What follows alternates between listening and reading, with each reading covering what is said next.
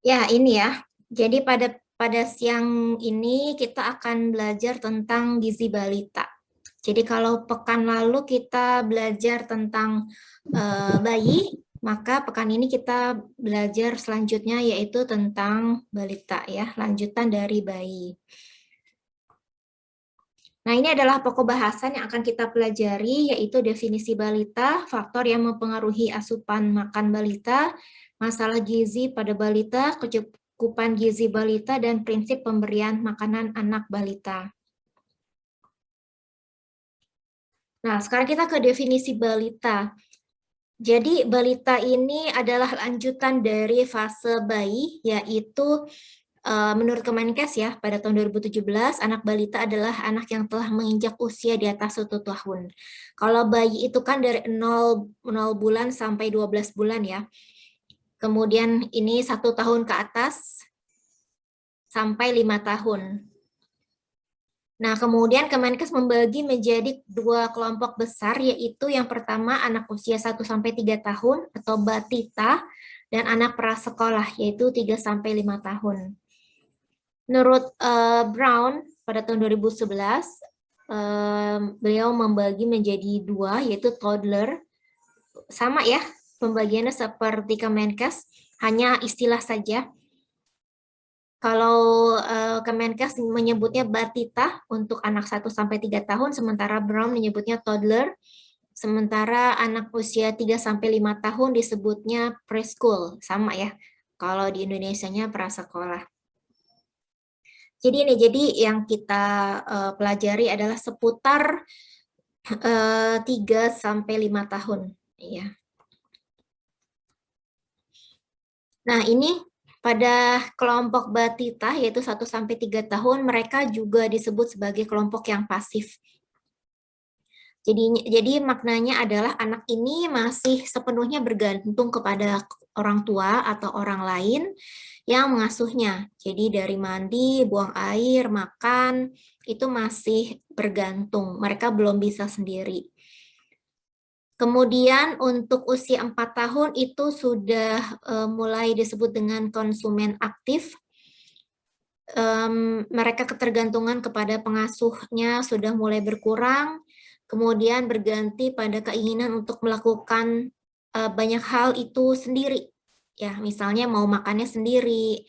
Tetapi memang orang tua masih harus bersabar karena gerakan motoriknya masih dalam tahap belajar, jadi bakal berantakan gitu. Misalnya mau mandi, mandinya sendiri tetapi sambil main sabun gitu. Bahkan tidak jarang yang sabunnya sampai habis 1 botol karena mereka malah main sabun ya, dibikin gelembung sabun gitu ya.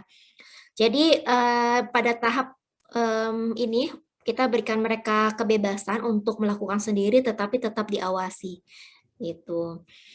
Kemudian saat ini juga merupakan periode yang menggelisahkan karena pertumbuhannya tidak secepat masa sebelumnya atau masa bayi. Jadi bisa jadi pertambahan berat badannya itu tidak begitu signifikan, ya. Kemudian proporsi tubuh anak balita mulai berubah, pertumbuhan kepala melambat dibanding sebelumnya. Jadi kalau dulu kepalanya cenderung besar, sekarang sudah lebih proporsional. Kemudian tungkai menjadi memanjang, mendekati bentuk dewasa, begitu juga bentuk ukuran dan fungsi organ dalamnya. Namun kondisi ini akan sangat dipengaruhi oleh pemenuhan gizinya. Apalagi kalau anak-anak kalau yang normal sih akan seperti itu. Namun akan berbeda kalau dia mengalami stunting. Jadi kalau mengalami stunting, badannya tungkai-tungkainya tidak memanjang, jadi tetap memendek. Itu tetap menjadi pendek, ya.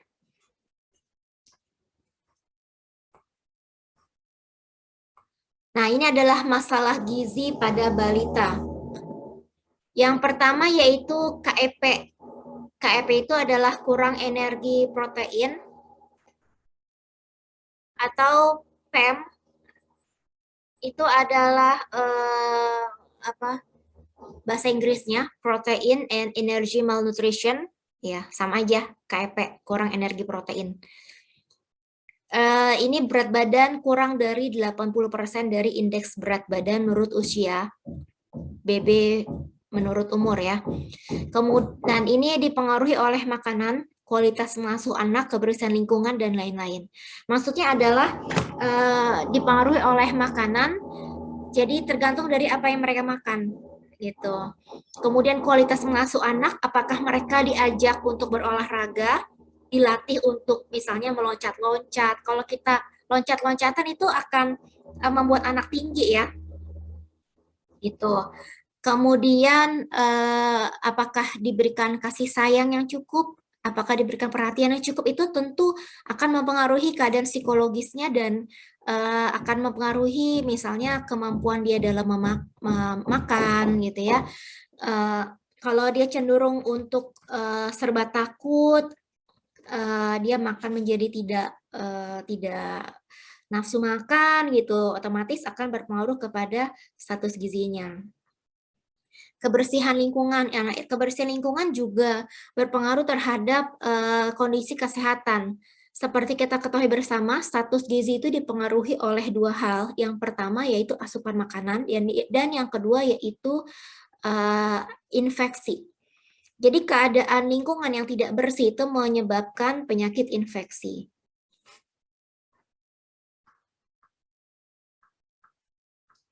Oke, kemudian yang kedua obesitas. Obesitas itu adalah keadaan di mana status gizinya, Z-score-nya itu lebih dari 3 standar deviasi.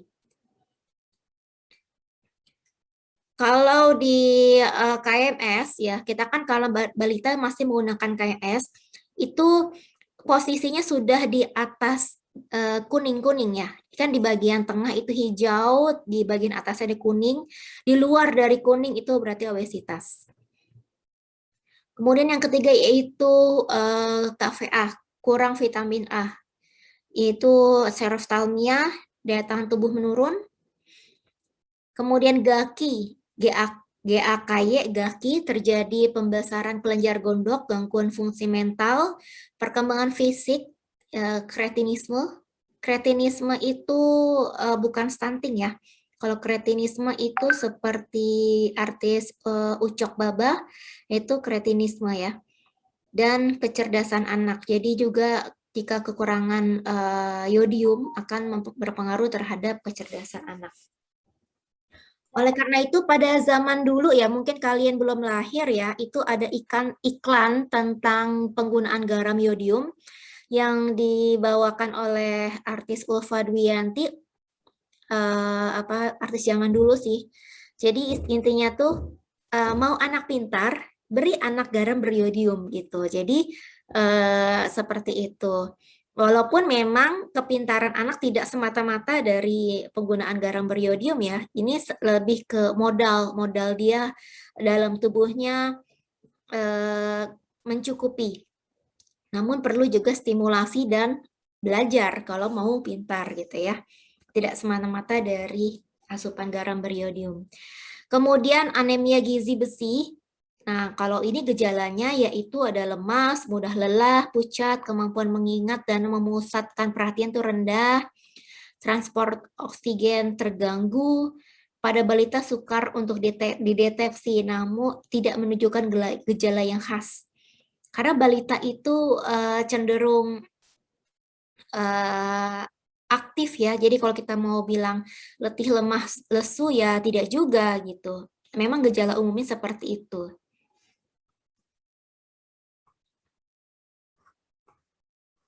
Nah, ini adalah proporsi status gizi buruk dan gizi kurang pada balita. Itu yang dilihat di sini pada tahun kalau berwarna hijau itu adalah 2007, biru itu adalah 2013, dan merah adalah 2018 ya. Untuk gizi buruk itu kita lihat di tahun 2013 sempat meningkat, kemudian di tahun 2018 menurun ya. Sementara untuk gizi kurang juga sama, di tahun 2013 sempat meningkat, kemudian sedikit menurun pada tahun 2018, gizi kurangnya ya. Nah, untuk pencapaian di Riskesdas 2018 itu adalah 17,7%. Ya. Kemudian oh ini angkanya ada kesalahan ya. Seharusnya 19,6% dan 17,7%. Ya, ini targetnya kalau di Riskesdas 2017 itu adalah 17,7% pencapaiannya, sementara target dari RPJMN 2019 itu adalah 17%, jadi belum mencapai target ya. Nah, ini adalah proporsi status gizi buruk dan gizi kurang pada balita menurut provinsi. Nah, ini bisa kita lihat yang manakah yang paling tinggi di antara satu Indonesia. Ini adalah data Riskesdas, riset kesehatan dasar yang dilakukan oleh Republik Indonesia.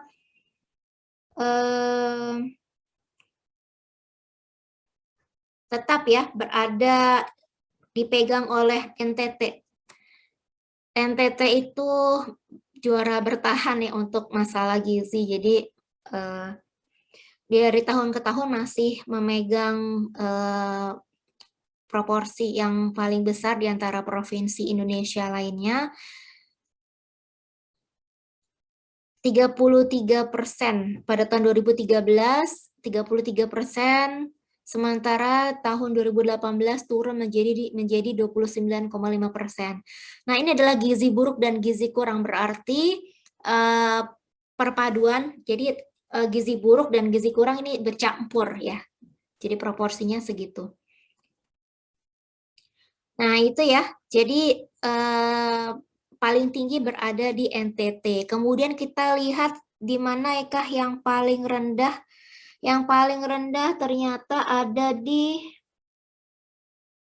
Kepulauan Riau ya, yaitu 15,6% pada tahun 2013 dan tahun 2018 turun menjadi 13%.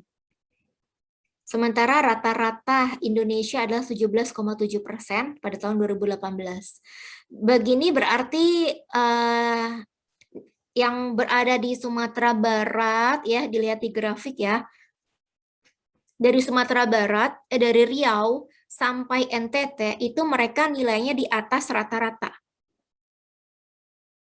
Jadi di sana itu cenderung untuk tinggi proporsi gizi buruk dan gizi kurang ya. Kemudian untuk balita sangat pendek dan pendek ya.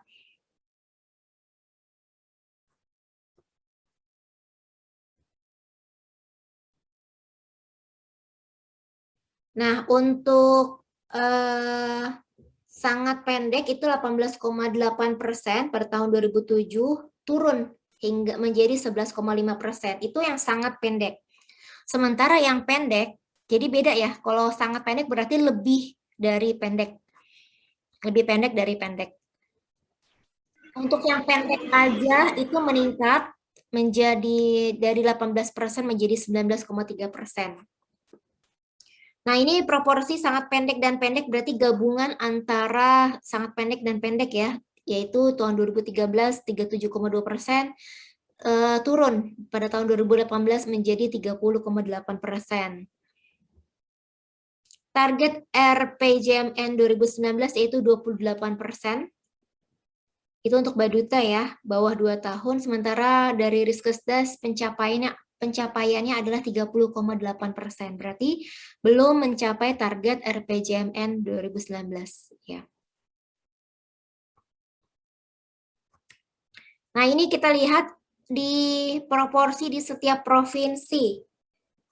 Masih dipegang oleh NTT ya. Masih dipegang oleh NTT, jadi tadi kalau sangat pendek dan pendek ini adalah stunting. Jadi stunting gizi kurang dan gizi buruk masih dipegang oleh Nusa Tenggara Timur. Jadi nanti kalau misalnya kalian berkesempatan untuk berkontribusi untuk mengatasi masalah gizi di NTT, itu akan memberikan pengalaman yang sangat bagus. Nanti bisa melihat kondisi lapangan di sana seperti apa. Kira-kira apa sih yang membuat NTT kok menjadi yang bertahan di memiliki masalah gizi yang sangat besar, bahkan paling besar di seluruh Indonesia.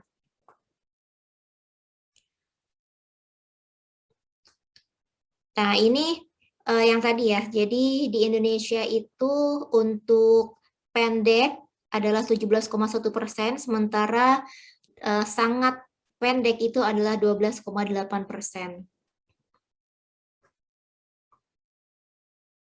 Nah, kemudian ini gemuk. Oh, ini kurus dan gemuk ya. Sangat kurus. Kalau kurus ini indikatornya adalah berat badan menurut tinggi badan. Jadi BB per TB ya. Kalau tadi gizi kurang, gizi buruk, indikatornya adalah BB berat badan menurut umur atau BB per U. Sangat kurus itu ada penurunan dari 2007 ke 2018 dari 6,2% menjadi 3,5%. Kemudian kurus pun juga menurun dan gemuk pun menurun. 12,2% menjadi 8%. Lumayan jauh ya penurunannya.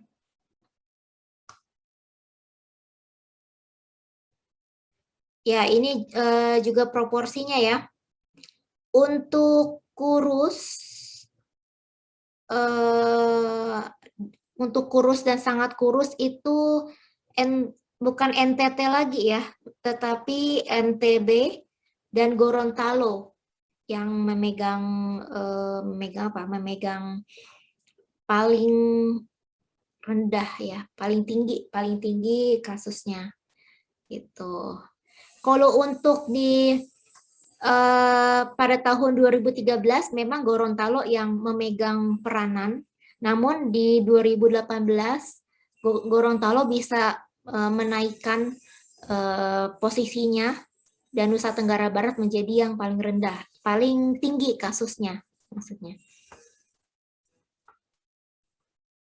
Nah, ini adalah proporsi status gizi gemuk. Kita lihat ada di Papua yang paling tinggi proporsinya, yaitu 15% pada tahun 2013 dan 13,2% pada tahun 2018.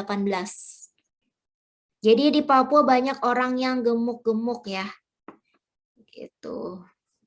Ternyata bukan DKI Jakarta ya, padahal kalau dari segi gaya hidup itu DKI Jakarta saya prediksi lebih banyak aktivitas fisik rendah, kemudian asupan makan cepat saji atau siap saji itu tinggi ya, tetapi masih dibalap oleh Papua. Kemudian ini adalah cakupan kapsul vitamin A yang diterima dalam 12 bulan terakhir pada di provinsi ya. Kita lihat di sini, kalau yang biru tua adalah sesuai standar, biru muda tidak sesuai standar, sementara kuning tidak pernah mendapatkan. Nah, di sini bisa kita lihat yang sesuai standar itu paling bagus ya. Sesuai standar berarti 6-11 bulan diberikan 1 kali, kemudian 12-59 bulan diberikan 2 kali usianya ya. Paling tinggi penerapannya yaitu di Jawa Tengah. Berarti ya. Jadi yang paling patuh itu di Jawa Tengah. Sementara di Indonesia, di Jakarta coba lihat. DKI juga termasuk yang patuh ya di sebelah kanan, tetapi bukan yang paling. Yang paling bagus itu adalah Jawa Tengah. Oke, sekarang kita masuk ke GAKI atau gangguan akibat kekurangan yodium. Di sini, jadi kalau gondok ya, itu bisa dilihat dari lehernya ada benjolan ya.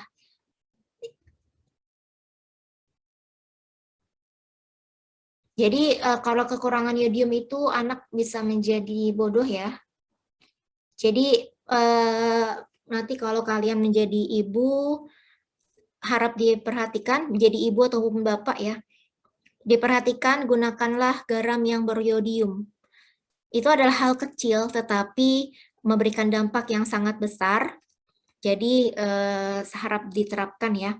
Nah, ini foto yang di bawah itu adalah wanita umur 9 tahun, dia mengalami kretinisme karena kekurangan yodium. Ya, jadi kalau di Indonesia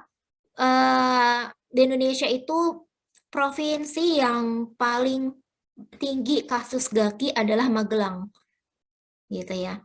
Jadi dulu itu sampai pemerintah memberikan suplementasi iodium kepada masyarakat di Magelang.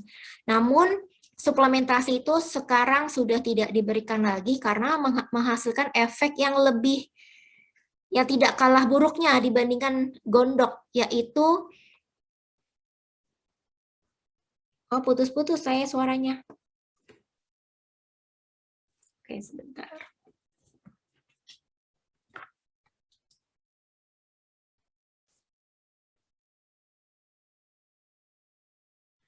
Saya ganti jaringan dulu.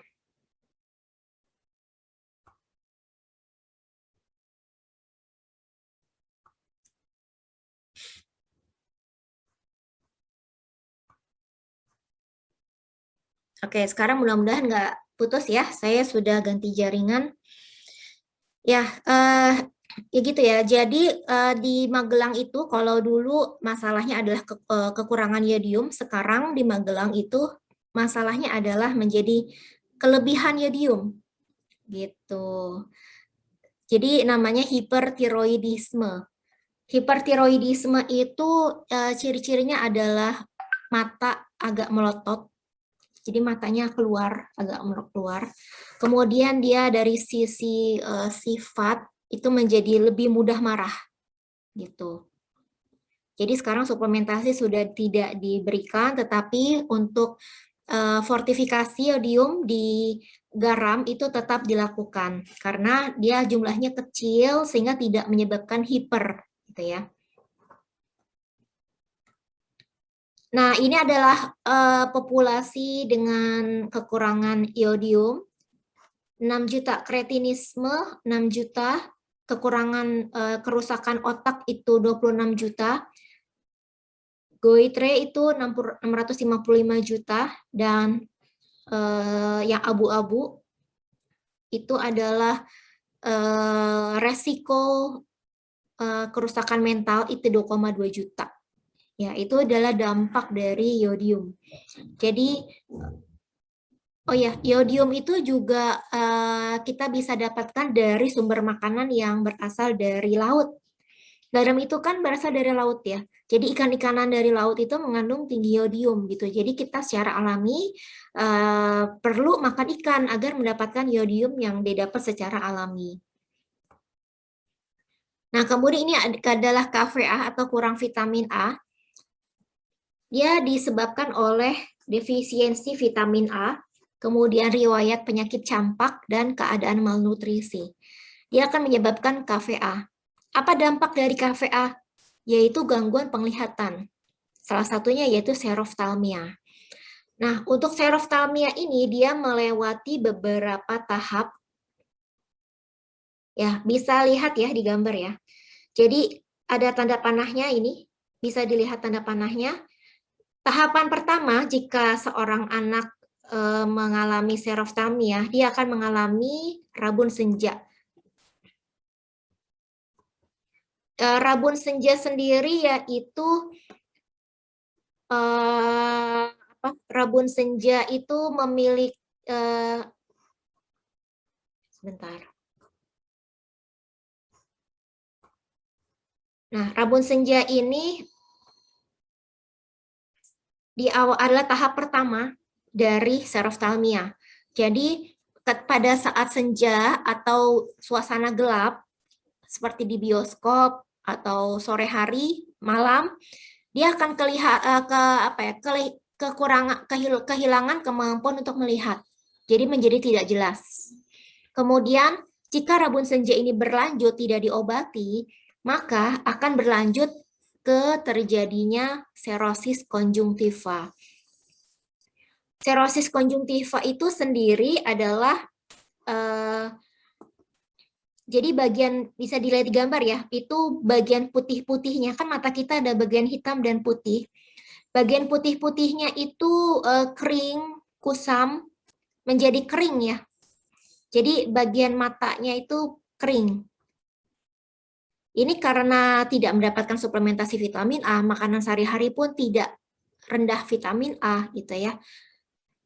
Kemudian jika serosis konjungtiva itu tidak ditangani juga, maka akan berlanjut ke terjadinya bercak bitot. Bercak bitot jadi bagian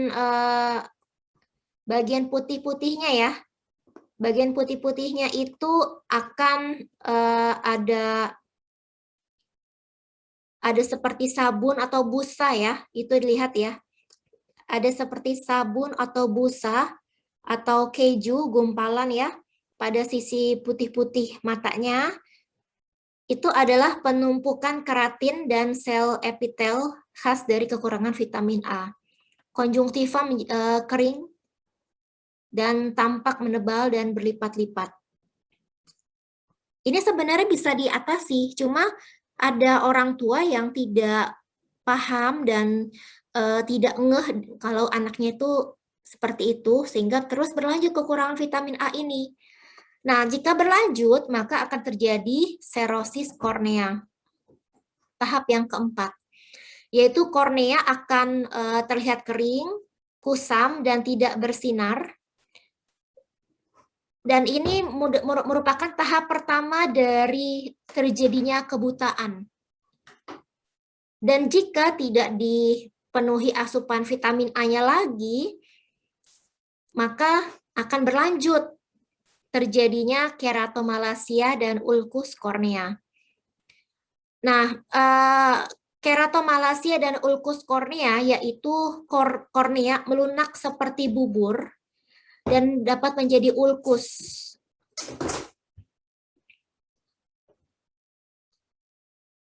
Nah, lihat ya, menjadi melunak. Kornea menjadi melunak seperti bubur dan ini semakin membesar. Jika tetap tidak diatasi lagi, maka akan timbul seroftalmia scar. Scar itu luka. Luka pada, jadi terbentuk jaringan parut pada seroftalmia. Terjadi jaringan parut pada kornea. Jadi kornea mata terlihat putih atau bola mata mengecil. Jadi dia meninggalkan bekas luka parut dan menjadi buta. Kalau sudah berada di tahap ini, maka anak tersebut tidak dapat sembuh kembali. Jadi sudah goodbye dengan penglihatan. Kecuali dilakukan operasi cangkok kornea, baru bisa sembuh. Karena ini terjadi kerusakan pada korneanya.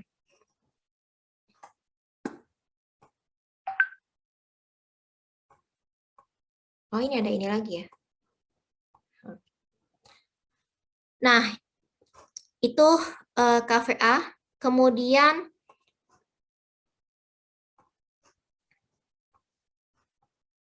apa saja faktor-faktor yang mempengaruhi asupan makan balita? Yang pertama yaitu ada keluarga.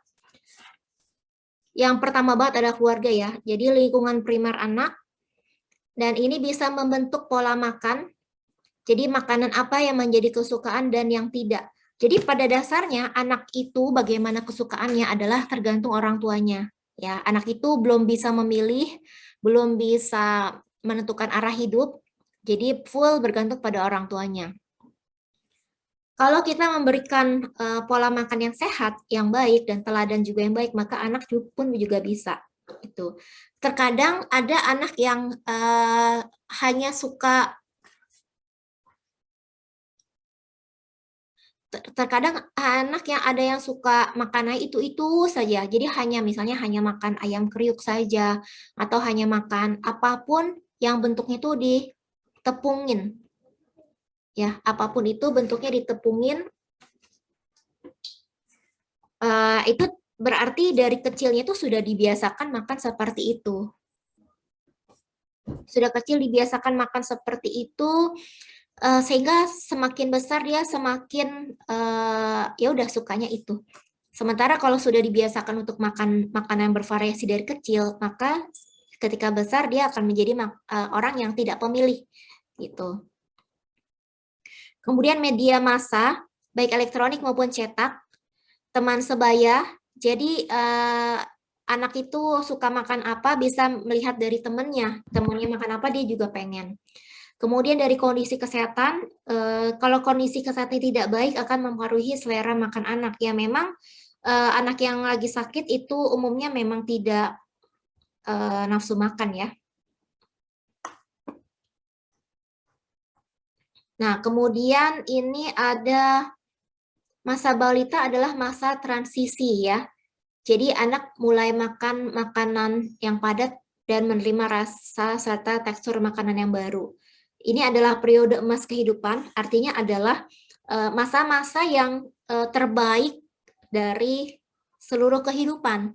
Jadi kalau asupan zat gizinya baik pada masa ini, maka baguslah nanti ke depannya gitu. Tapi kalau sudah pada masa ini tidak baik, maka selanjutnya akan tidak baik.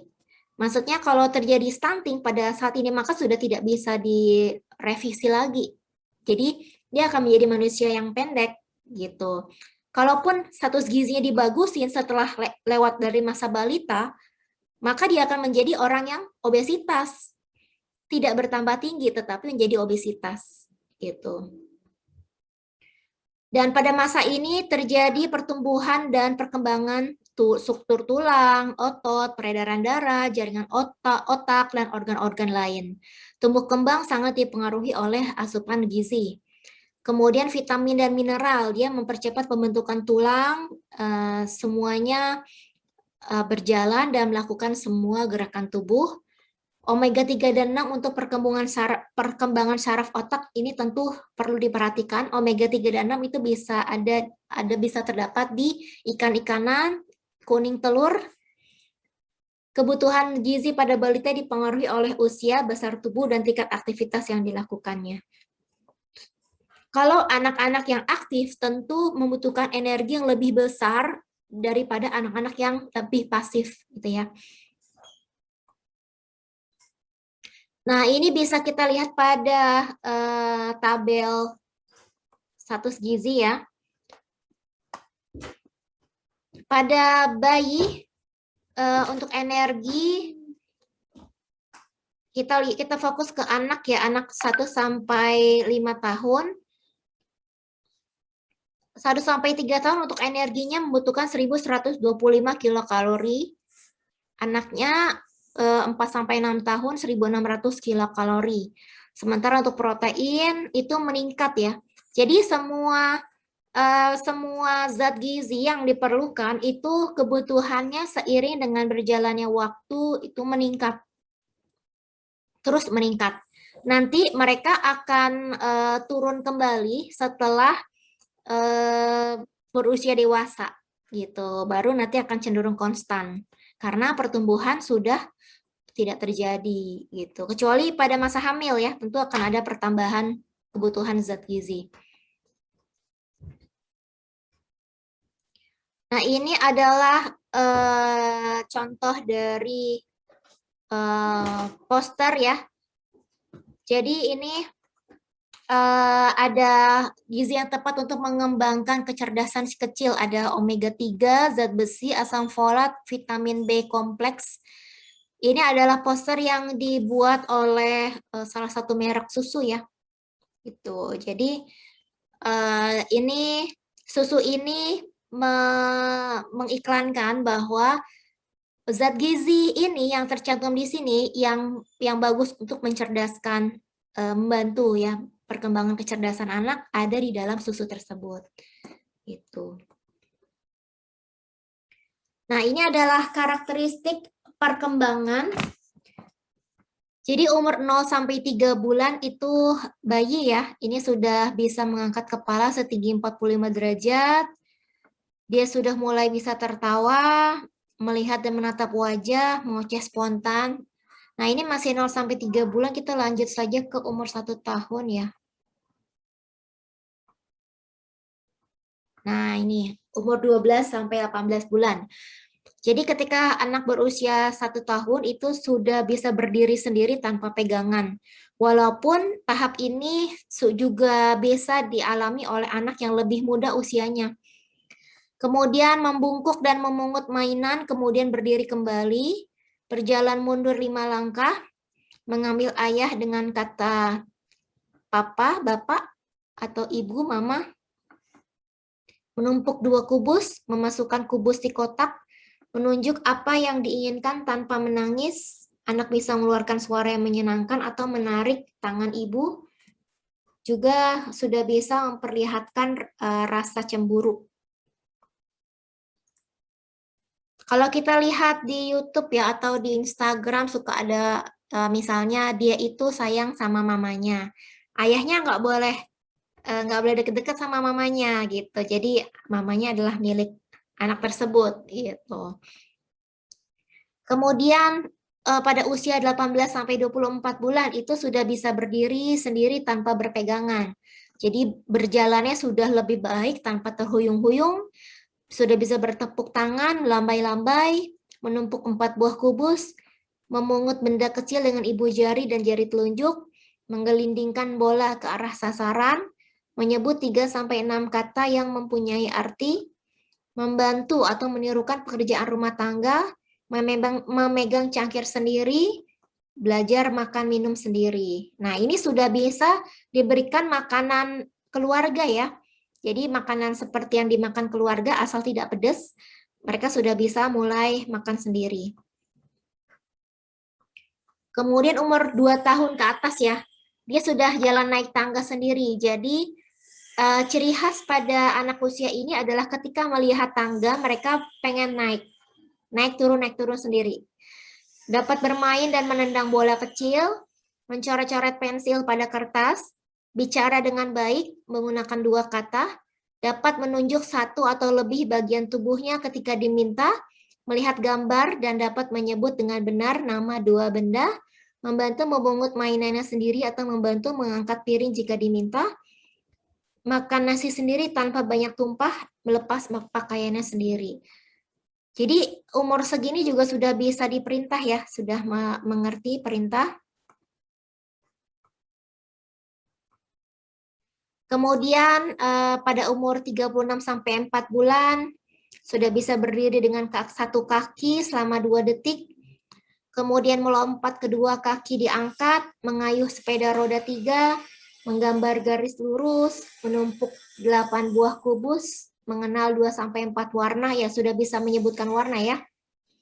Kemudian menyebutkan nama, umur, tempat, mengerti kata di atas, di bawah, di depan, sudah bisa mendengarkan cerita, mencuci dan mengeringkan tangan sendiri, sudah bisa bermain dengan teman, bersosialisasi. Oleh karena itu, usia preschool sudah dimulai sejak 3 tahun karena mereka sudah bisa bersosialisasi dengan teman. Kemudian bisa memakai sepatu sendiri, selama sepatunya bukan sepatu yang diikat pakai tali ya. Kalau sekarang kan sepatu velcro yang dibuka aja sudah bisa terbuka. Kemudian mengenakan celana panjang, kemeja, baju.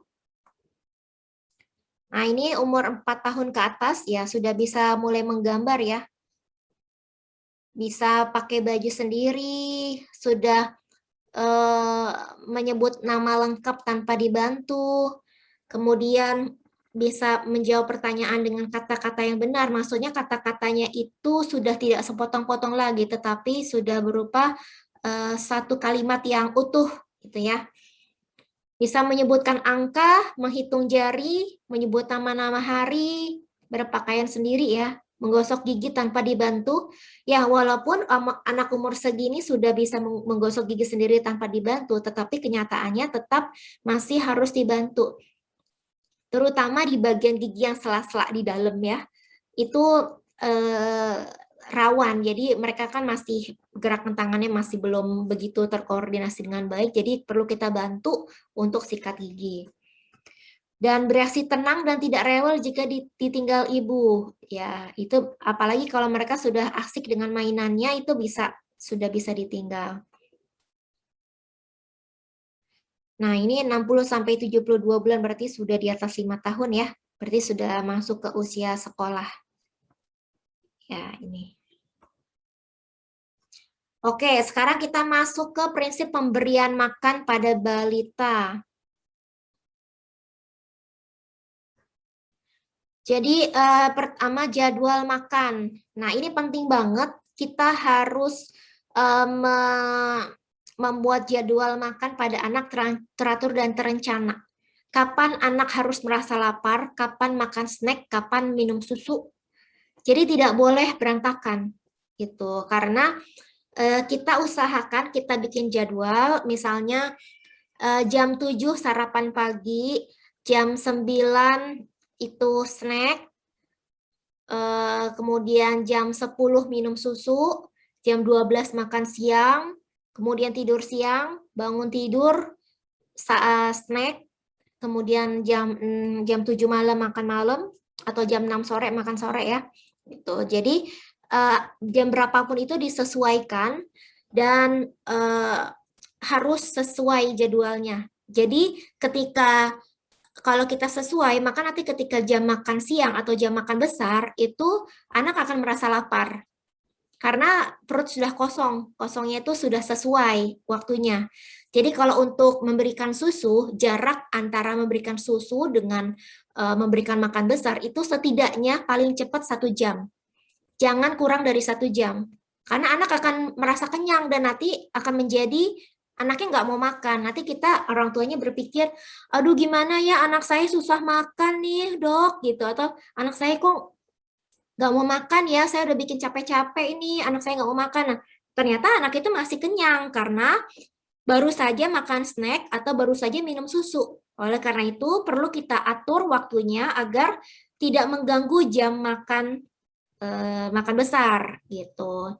Walaupun tidak tertutup kemungkinan snack itu justru bisa membantu peningkatan berat badan anak.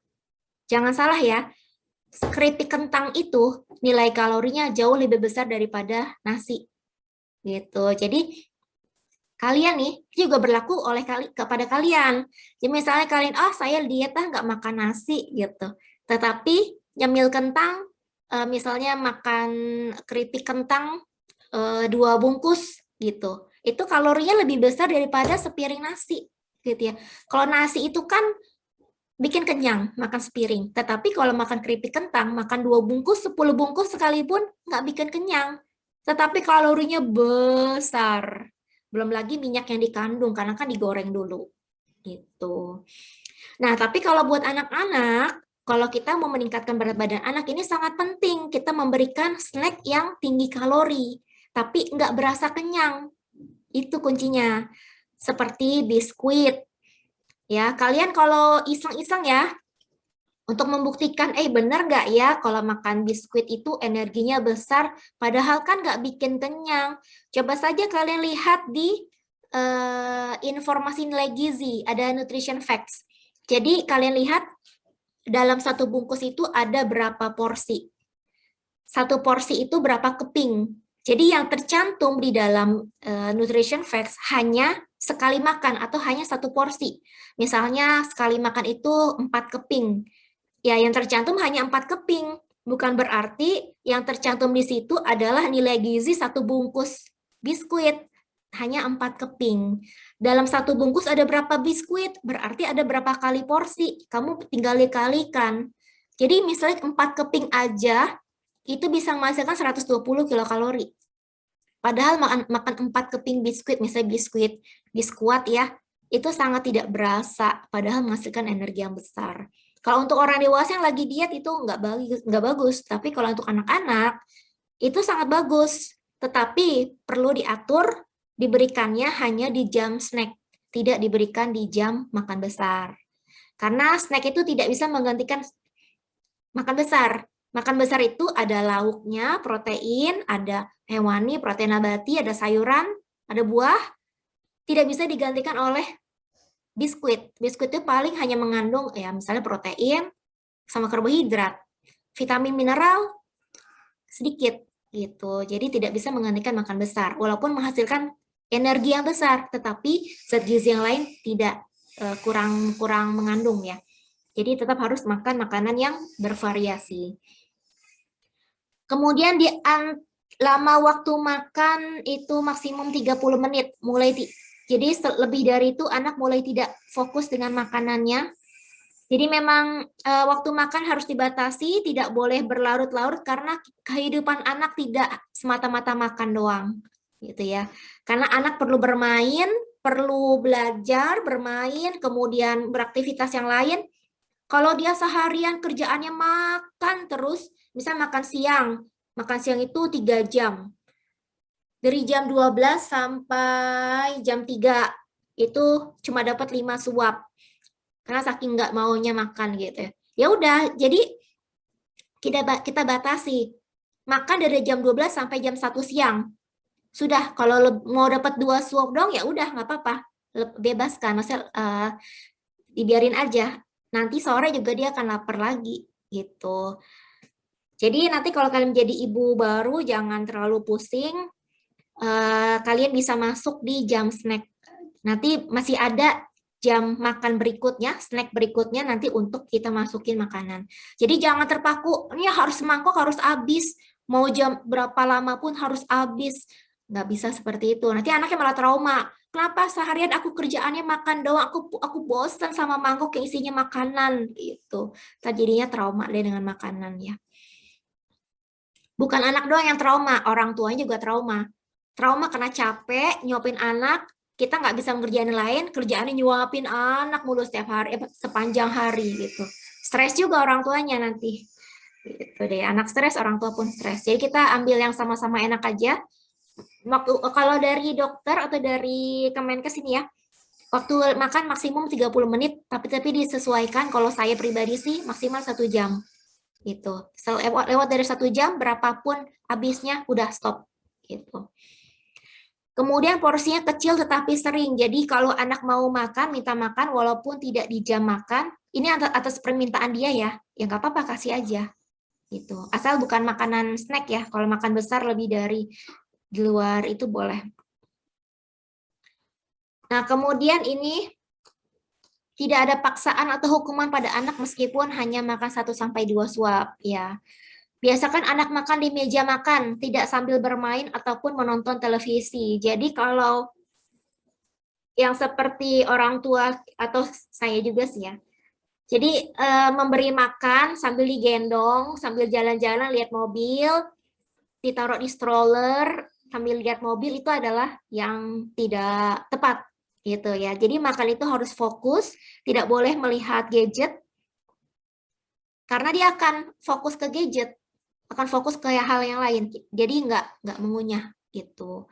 Jadi kita upayakan ketika waktu makan adalah makan, baru nanti selepas makan kalau mau main gadget boleh.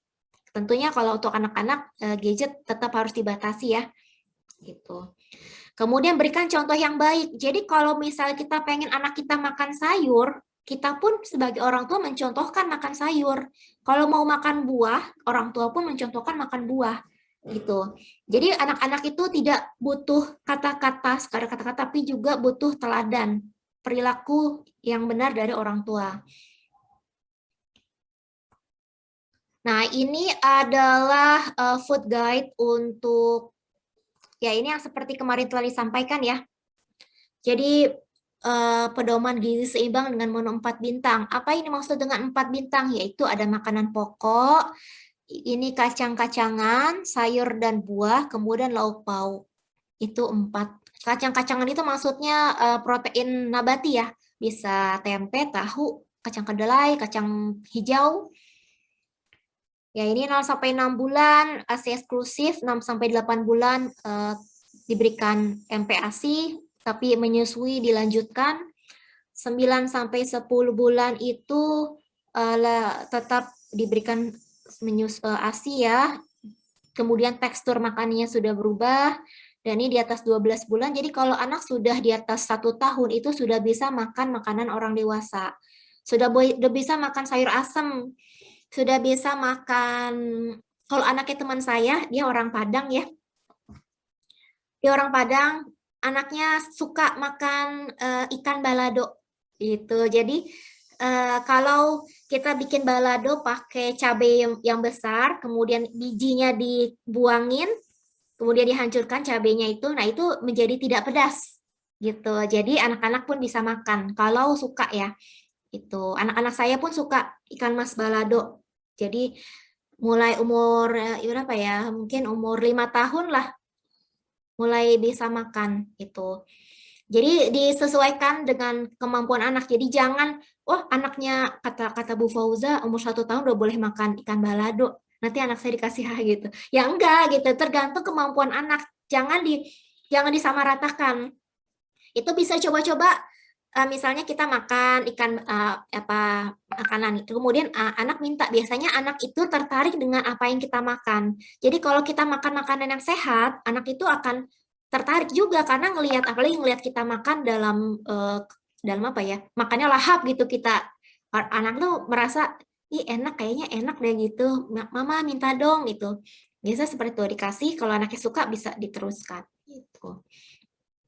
Kemudian santan, jadi misalnya anak-anak itu boleh loh makan umur balita, boleh makan opor ayam, boleh makan sate ayam, tetapi bentuknya memang harus disesuaikan ya. Kalau masih belum bisa mengunyah dengan baik, bisa kita potong kecil-kecil agar tidak tersedak gitu. Jadi intinya ketika usia 1 tahun ke atas itu sudah bisa makan makanan seperti orang dewasa selama tidak pedas ya. Kalau pedas itu kan takut khawatir mengganggu masalah pencernaan ya. Jadi kalau bisa memberikan balado dengan cara tadi pakai cabai merah yang besar, biji cabainya dibuangin dulu gitu. Itu menjadi tidak pedas gitu, dan banyakin tomat. Jadi kids friendly ya. Oke, segitu saja paparan mengenai gizi balita pada siang hari ini. Saya buka sesi tanya jawab. Bagi yang ingin bertanya, silakan.